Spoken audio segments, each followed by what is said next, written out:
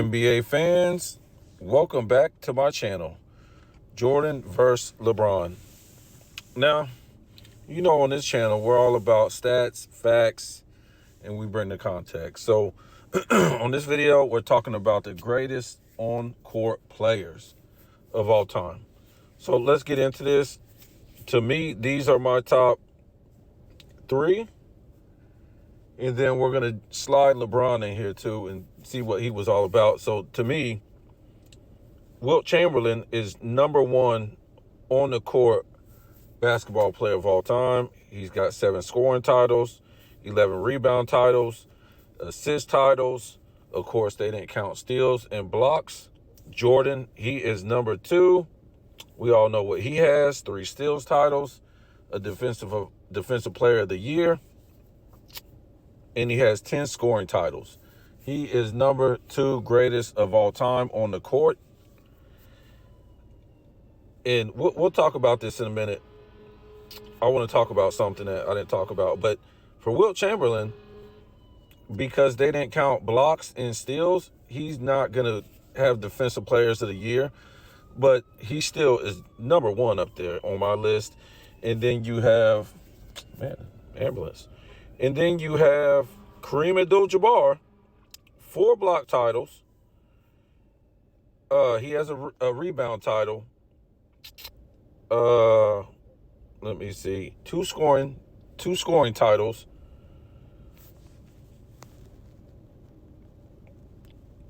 And did I say 4 block titles? Let me see. Yeah, I think that's it for him. And then we're talking about LeBron right here. They say he's the greatest of all time. He's the greatest athlete of all time.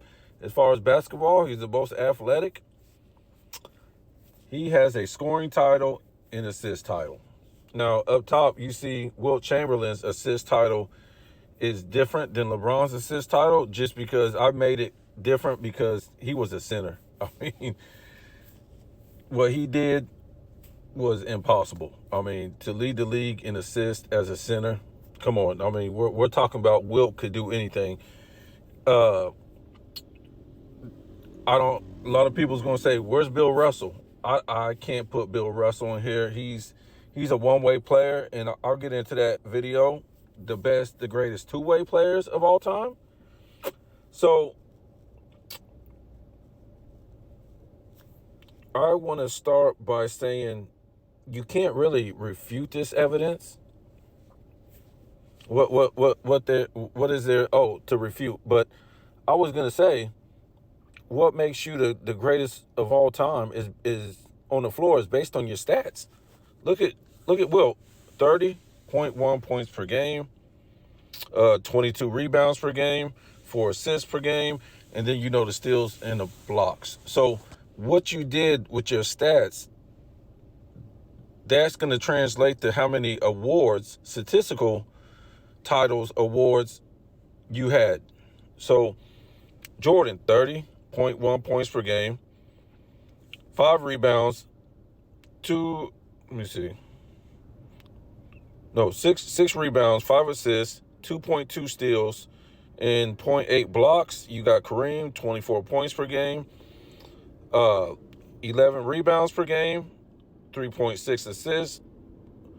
Let me see, 0.9 steals, 2.6 blocks. Now, let's keep in mind, I think Kareem's first 4 seasons, they didn't count steals and blocks. So his block average will be even higher than what it is now, maybe his steals average. And you got LeBron, 27 points, 7 rebounds, 7 assists, 1.5 steals, and 0.8 blocks. This is what they did in a career. Yes, LeBron, he's a great player, but he just doesn't qualify for the best on the court according to this. And he's not number 4. If you want to be realistic, we're talking about a lot of people have more statistical titles than him. I think Howard had more. I think Akeem had more. Him and Kobe are tied. And I don't mean to diss Kobe, but, you know, this is what it is. How I prove you was the best on the court as a player is you were the best in a statistic. You were the best in steals, blocks, rebounds, points, stuff like that. That's how I come to my conclusion how much you hustled on the floor. You know, and I got a video coming up, like I said, the best two-way players of all time. And some of these guys were winning, you know, 2 statistical titles in a year and 3 statistical titles in a year, which is insane. I mean, that really shows how good you were on the court as a player, how much you really got to hustle. I mean, LeBron has a good stat line, but when you look at the rebounds, it's very underwhelming for a guy that's 6'9". And I would say the majority of his career, there's been no great centers, no great power forwards, really. I mean, so what's stopping this guy from grabbing 10 rebounds a game? And I got videos coming up on that. So he's grabbing 1 more rebound than Jordan. That's not good.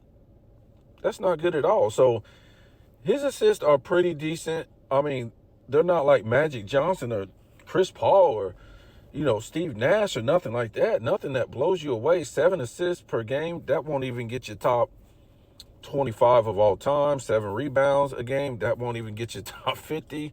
You know, Jordan per game is like, you know, top 3 in PER, steals per game, and points per game. So, and Will Chamberlain is too. He should be up there in blocks too per game. But, you know, we all know he's top 3 in top 3 in points and rebounds. So to me, I think these are the greatest 3 of all time. Like I said, I just put LeBron on there to show that I can't put this guy in my top 5. And, you know, he's ever grown. He's just slipping out the top 10 for me. Okay, we're going to get into a lot of his MVPs because he won 2 MVPs with other franchise players from other teams. That's kind of tough. I mean, I respect his MVPs when he won in 09 and 010 or 2010. I respect that, you know, but you never can tell the criteria of MVP in the NBA anymore. It's like, you know, you were the most valuable player of your team. And then you got like two Hall of Fame teammates, and you had like the best record in the league. So how was you the most valuable player to your team? You know, in some cases. So like, subscribe, comment. See you.